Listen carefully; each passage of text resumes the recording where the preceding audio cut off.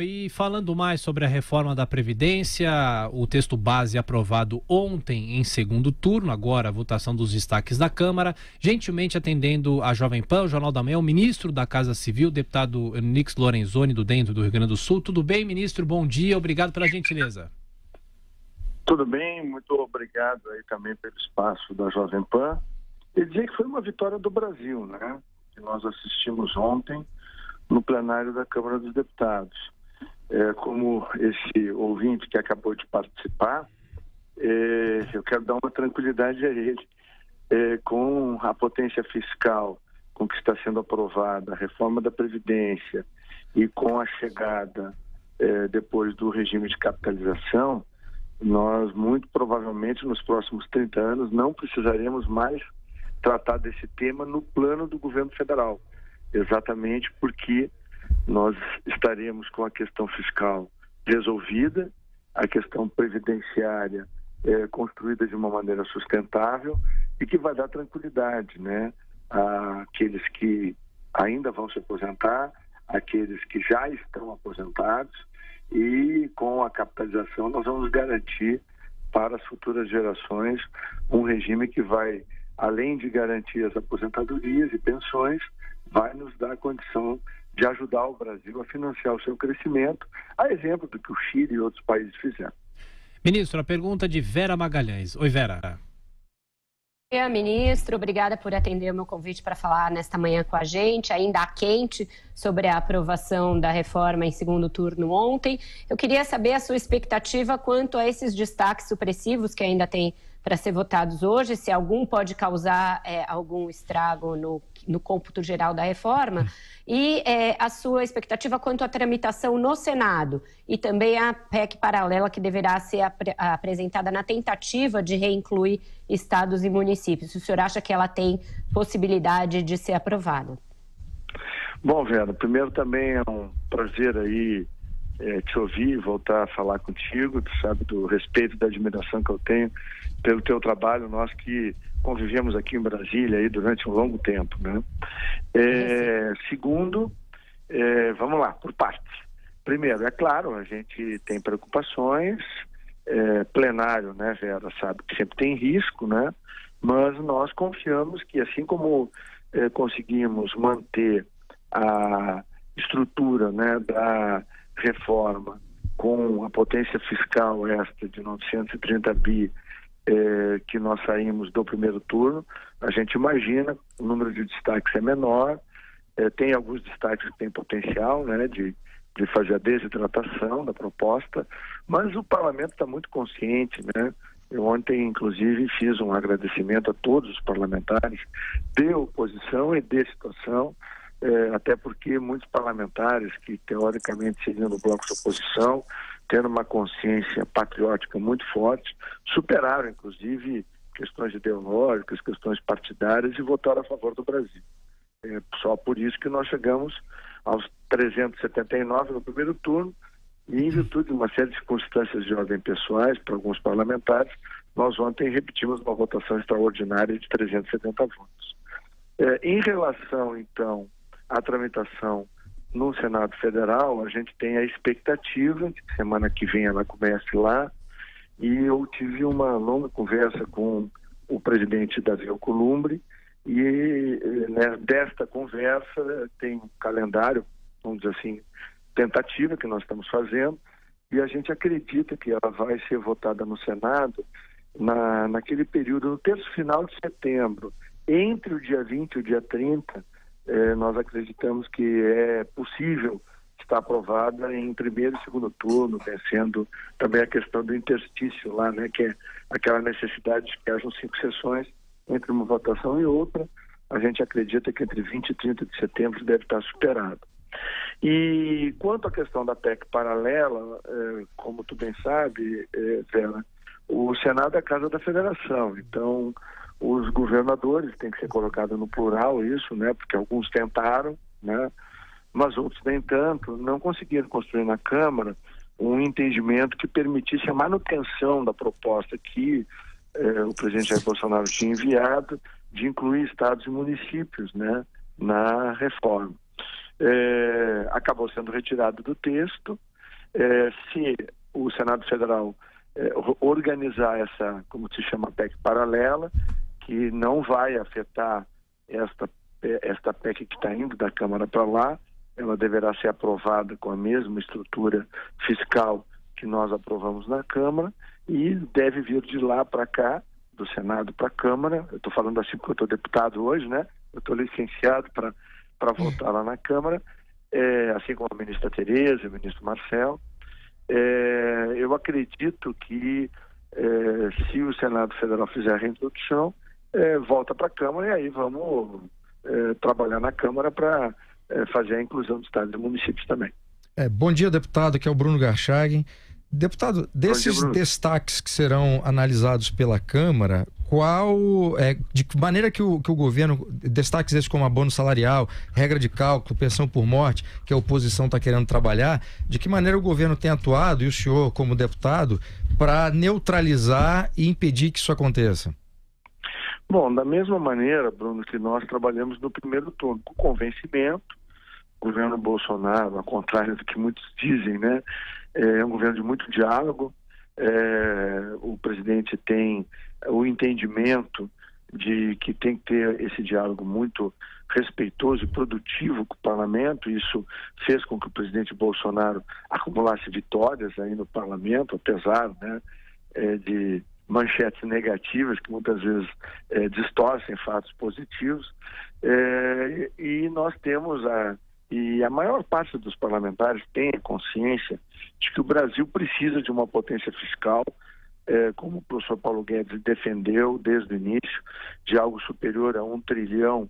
Né? Nós estamos com uma potência fiscal somando, né, a medida provisória 871, que trata das fraudes no INSS. Nós temos aí mais ou menos 1 trilhão 130, né? E num cálculo que vem sendo feito lá pelo INSS, se estima que pode chegar a 300 bilhões, né, em 10 anos, um pouco mais do que o cálculo inicial. Mas, de qualquer maneira, esse 1 trilhão é suficiente para que o Brasil possa apresentar isso.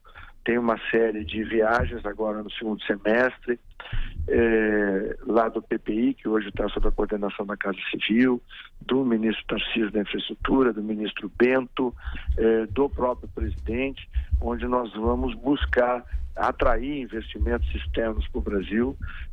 Nós optamos para que o Brasil volte a recuperar emprego e renda com investimentos, porque nós entendemos que isso é mais sustentável que aquele caminho tentado pelos governos anteriores de estímulo ao consumo. E é muito importante nós podermos chegar, quer na Ásia, quer na Europa ou nos Estados Unidos, né, com o Brasil podendo apresentar esta reforma feita, poder projetar o equilíbrio fiscal que nasce a partir do estancamento, né, da sangria que ano a ano vinha sendo feita no caixa do governo federal. Então a gente vai apresentar um Brasil equilibrado fiscalmente para os próximos anos, dando aquela previsibilidade, né, que é a palavra mágica aí, para o investidor nacional e principalmente o internacional. Nós não podemos esquecer que no PPI o Brasil tem o mais consistente, o maior e o mais bem organizado programa de concessões nas mais diversas áreas de rodovia, porto, aeroporto, ferrovia, geração de energia, transmissão do mundo. Não há nenhum programa parecido em nenhum país do mundo, nem na diversidade, nem na intensidade com que o Brasil oferece. Então nós realmente temos aí um cenário muito positivo para os próximos meses e para os próximos anos. Ministro, a pergunta agora é de Rodrigo Constantino. Bom dia, ministro. Muito se fala do protagonismo do parlamento, né, num vácuo até de poder ou de influência do governo, do executivo. Essa reforma previdenciária teve apoio popular, a própria Jovem Pan fez uma campanha, tinha já amadurecido o tema e muitos deputados entenderam isso. A pergunta que eu lhe faço é exatamente essa: até que ponto isso pode ser atribuído a um mérito da articulação do governo e até que ponto isso é um sinal de que daqui para frente as demais propostas dentro da agenda reformista do governo federal vão encontrar um bom eco no parlamento. Eu quero entender exatamente isso, se houve ali um fator específico dessa reforma ou se a gente pode ler que isso é, sim, uma vitória também e principalmente da articulação do governo. Bom, Rodrigo, primeiro, muito obrigado pela pergunta, né? E ela me dá a condição de poder fazer uma reflexão com todos de que esse resultado, eu digo sempre que é a favor do Brasil, a vitória do nosso país, ela, na verdade, é fruto de um amadurecimento de todos.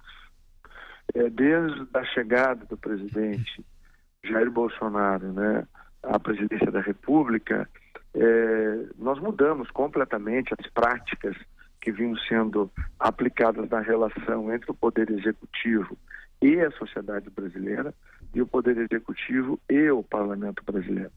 E isso tem sido muito bom para todos. Eu acho que nós estamos no ponto em que todos estão compreendendo que tem um novo momento, todos estão se adaptando a esse novo momento, e é realmente uma tomada de consciência que os representantes da sociedade brasileira e nós que estamos eventualmente, transitoriamente no Poder Executivo, estamos começando a construir um país onde o governo federal, o Poder Executivo, não se sirva mais das pessoas, mas sim sirva a sociedade brasileira.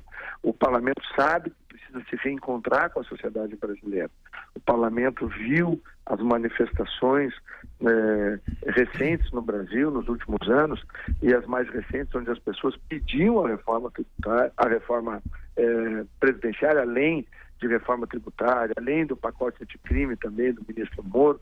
Ou seja, há uma busca de sintonia entre aquilo que deseja a rua, a sociedade brasileira, e aqueles que têm a responsabilidade institucional de comandar o Brasil. E isso o presidente Bolsonaro tem deixado muito claro, com diálogo, com entendimento, com paciência. É claro, tem momentos que são mais tensos, um pouco mais complexos, mas a gente não pode negar que o presidente acumulou uma série de vitórias aí, desde fevereiro para cá, dentro do parlamento, dialogando, aceitando modificações, transformações que o parlamento fez, numa relação de respeito absoluto. A gente tem conseguido aproximar aí os três poderes, né, o legislativo, o judiciário e o executivo. O Brasil precisa de um período de pacificação. Nós temos que entrar num círculo virtuoso de emprego, de renda, né, de desenvolvimento, de serviços públicos que funcionem. Tem muita coisa que nós estamos fazendo quietinho, trabalhando com afinco, que a gente pode simbolizar rapidamente aqui. A medida provisória da liberdade econômica é algo extraordinário, onde a gente simplifica a vida das pessoas, tira aquela imposição do Estado diante do cidadão e respeita a cidadania brasileira. Junto com isso, né, todo o processo de simplificação e desburocratização que a gente vem fazendo, esse pedido de acessão ao CDE, que é para encostar o Brasil nas práticas de governança pública iguais aos 36 maiores países do mundo. O Brasil vem se qualificando para isso. Desde a transição, nós trouxemos a formatação do governo exatamente no padrão dos países da OCDE, que tem os 36 países melhores governados do mundo. O Brasil concentrou em apenas uma plataforma o acesso. Nós já temos 300 serviços digitalizados. A cidadã acessa esses serviços pelo seu smartphone. Nós pretendemos até o ano que vem ter mais de 1.200 serviços completamente digitalizados.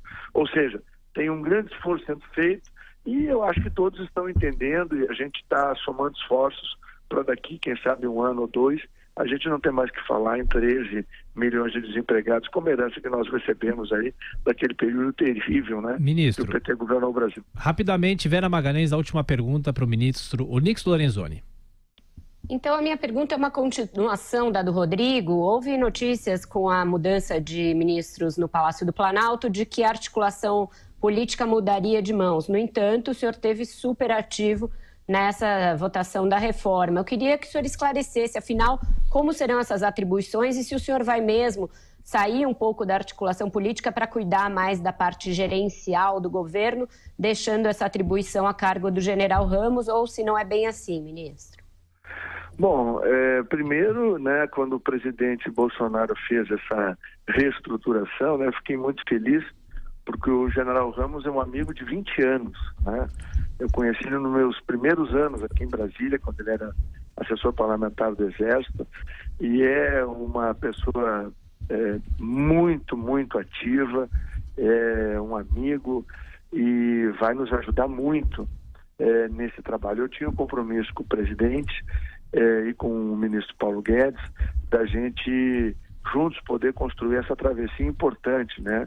Tantos governos tentaram fazer reformas da Previdência, nós criamos uma nova Previdência para consertar o que está aí, e logo em seguida vem agora o regime de capitalização, mais explicado, mais claro, e vai nos dar seguramente não apenas uma tranquilidade para o futuro, mas vai nos dar no regime de capitalização a poupança interna que o Brasil precisa para poder crescer e sustentar por 10, 20 anos, quem sabe, um ciclo virtuoso de crescimento do Brasil. O Rodrigo sabe o quanto é importante um país ter poupança interna. O Chile mostra isso para todos nós, né?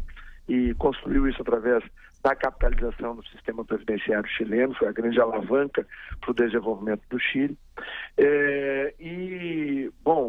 Findo agora esse episódio da Câmara, que eu, se Deus quiser, espero que seja hoje, depois vai para o Senado. Gradativamente, o ministro Ramos vai assumindo, a minha equipe que estava trabalhando diretamente com a Câmara e o Senado já está à disposição e trabalhando afinada com o general Ramos. Assim que ao final do processo no Senado Federal, aí a condução da articulação política é 100% com o general Ramos. E claro, o time Bolsonaro é um time de pessoas muito humildes, que são parceiras, e a gente sabe que tem uma missão para cumprir. O presidente é o primeiro, o presidente Bolsonaro, a nos lembrar cotidianamente de que nós temos a missão de transformar o Brasil. Nós tivemos, graças a Deus, né, a oportunidade, através dele, de poder mudar os rumos do Brasil. Nós não podemos perder essa oportunidade. Então todo mundo trabalha com afinco, com humildade, com muito respeito, muita parceria entre todos nós. E vai ficar para a Casa Civil aquilo que no padrão da OCDE se chama o Centro de Governo. Nós também temos atribuição de ajudar o PPI, e vai ser essa tarefa que eu vou desempenhar. Nós precisamos, e o presidente nos cobra, cada reunião ministerial, na última nos cobrou de novo, a geração de empregos no Brasil, né? Então ele quer uma resposta, e então eu vou focar exatamente nesse trabalho de buscar investimentos internos e externos junto com os demais ministros, cada um na sua área, né, específica, para que a gente possa fazer o Brasil crescer e ter um cenário completamente diferente do de hoje, já no próximo ano. Ministro Onyx Lorenzoni, mais uma vez, muito obrigado por atender a Jovem Pan nesse dia importante, um dia depois da aprovação da reforma em segundo turno na Câmara. Até a próxima, ministro. Muito obrigado, bom dia de trabalho a todos.